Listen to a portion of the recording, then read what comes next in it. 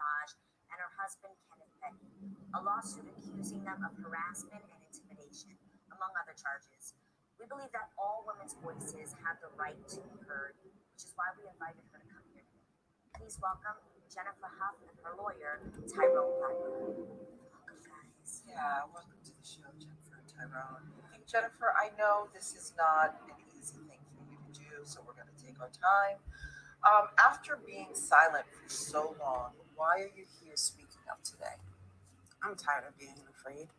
I feel like the actions that were taken in regards to this whole situation have put me in a different type of fear at my age now, and it was wrong, and I don't want to be afraid anymore.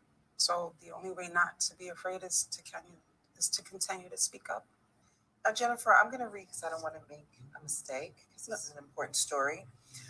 Though Kenneth Petty first denied the rape charges, he was charged with first-degree rape, subsequently pleaded guilty to attempted rape, and spent over 4 years in prison, according to the inmate records.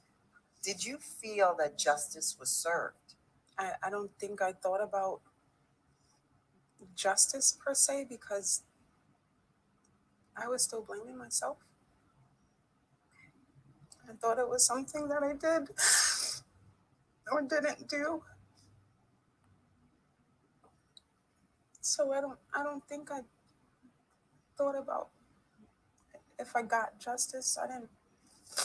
I just knew he did what he did, and he went to jail, and I had to leave my family, I had to leave my home, and I had to move away. So, yeah, I never really gave it much thought. How has this affected you emotionally over the years? In so many ways. Hiding within myself, living and surviving through insecurities, using them to protect myself, thinking that if I don't look a certain way, I won't attract a certain type of attention. I've been like that my whole life.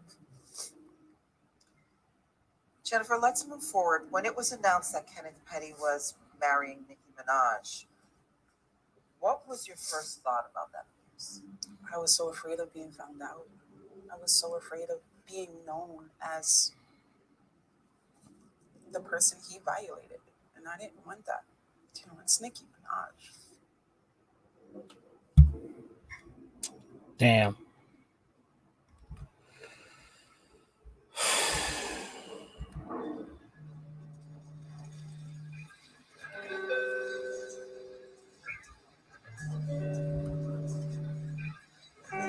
But why aren't black women,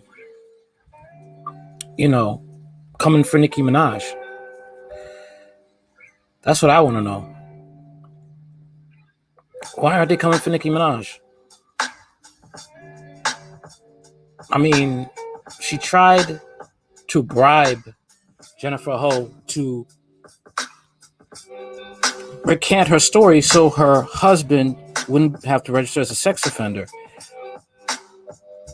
I want to know how come black women weren't trying to cancel Nicki Minaj. Majority of the black women are liberal, and don't come for me, come like all black women are not like that. If it ain't about you, if you're not that way, shut up and keep it moving. Now, let me keep going. But I like to know that. I really do. I would like to know that. Why aren't you coming for Nicki Minaj? That's what I'd like to know, because you want to talk about protecting black women, we just have a black woman not protecting black women. Jennifer Ho gave her first televised interview about the assault she suffered from Nicki Minaj's husband, Kenneth Petty, and the couple's alleged harassment campaign against her. Nicki Minaj's husband, Kenneth Petty, pleaded guilty earlier this month for failing to register as a sex offender after he moved to the state of California. Meanwhile, Jennifer Ho, whom Petty was convicted of assaulting in 1995, is continuing to share her story. On Wednesday morning, Ho gave her first televised interview on The Real, where she and her lawyer, Tyrone Blackburn, discussed her defamation and witness intimidation lawsuit against Petty and Minaj. Before introducing her, the host told the audience, "We believe that all women's voices deserve to be heard." Ho told the Daily Beast her story back in March. For months, she said associates of Minaj and Petty pressured her to recant her allegations from 1994. She clarified once again that she and Petty were never in a relationship and repeated her claim that Petty's associates harassed her family back then as well. Petty initially denied the rape charges. He was charged with first-degree rape for allegedly sexually assaulting Ho at knife point at his residence, eventually pleaded guilty to attempted rape. Representatives for Petty and Minaj did not respond to Daily Beast's request for comments during our initial reporting or to The Real's request. Ho spoke quietly and wiped tears from her eyes multiple times during her interview. When asked whether she'd ever felt Petty face real justice, she said it hadn't occurred to her to think about it because she spent so many years blaming herself for what had happened. She said she spent her life hiding within herself, living and surviving through insecurities, using them to protect herself, thinking that if I don't look a certain way, I won't attract a certain type of attention. I've been that way my whole life. Blackburn, meanwhile, emphasized we would not be here but for the actions of Kenneth Petty and Nicki Minaj. She told the host about the apparent threat made by one of the couple's associates, a man named Barry, who did not respond to the Daily Beast request to comment in August. In the video, which the Daily Beast has reviewed along with the related police report, Barry alleges that Ho tried to extort him and promised his viewers on Instagram, John Wayne TV. He included an image that depicts two guns circled with the caption, "Be safe out here, LOL." This post came literally 6 days after Kenneth Petty accepted the plea deal here in California for failing to register as a sex offender. Blackburn said, "What they did to me and my family wasn't okay," Ho said of Minaj and Petty. Toward the end of the interview, it wasn't right, and it doesn't matter how much money you have. It doesn't matter what your status is. You can't intimidate people to making things better for you. That is true. But that's what she tried to do because Nicki already knew she was in a hole, and she tried to have a little happiness on her terms. And people are saying that, Nicki Minaj could have easily, found a man within on a level, but she can't. She can't. Because she comes from a broken home, and she's a woman that wants to wear the pants in the relationship. That's why it never worked out with Meek Mills. That's why it never worked out with Safari. That's why it never worked out with any of the men that she was with in the industry, because she wants to wear the pants in the relationship, and it's not going to happen. But with Kenneth Petty, she can do that. She could have the allure of a man in her relationship, but she calls the shots. And she comes from a home where there was no control. So now that she has money and power, she never wants to relinquish that control. She never wants to be with a man who has more power than her, has more influence than her. And this is her downfall. This is her downfall. Okay. And she's accustomed to what's going on because her brother was convicted of rape of a 12-year-old girl. But I'd like to ask a question about the black women who talking about protect black women. Why aren't you coming for her in her social media accounts, in her DMs? Why aren't you coming for her? Why is Megan Thee Stallion even dealing with her?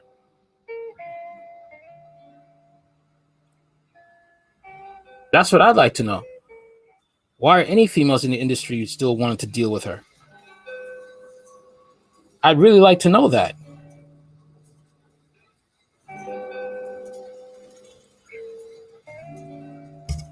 That's what I'd like to know. But I guess money means more than a woman's image. That's basically what it is.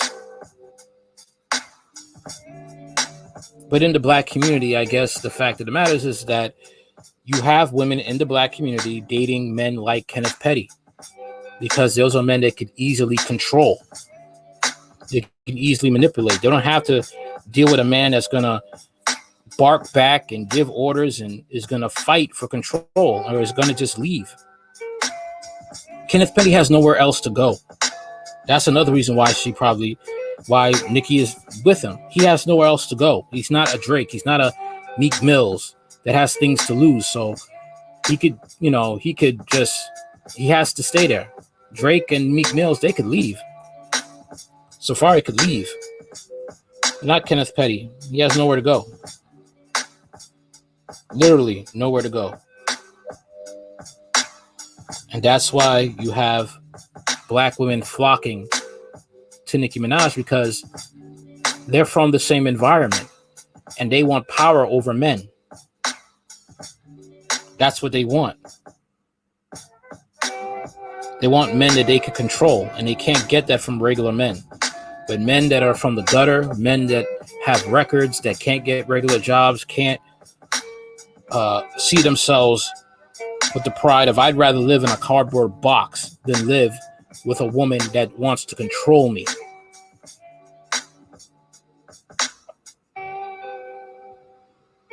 They're not that type of men, which makes them easy to control. And probably won't cheat on her either. Because you know, if he cheats, it's going to be an issue. But this relationship may not last, to be honest with you. It may not last. The way things are going, well, he's going to be sentenced in January. But this may not last. And Nicki may be taking another L because he could get her for child support. It happened to Adele. Well, let's see what happens, because with all this pressure coming on Nicki, the fact that she had to back out of a tour, who knows? What I am feeling bad for is that boy. I feel bad for that little boy. I feel bad for that kid. I really do. Because that little boy is innocent and he's going to deal with a lot. He is going to deal with a lot. Who his father is, and that stigma that's going to follow him for the rest of his life.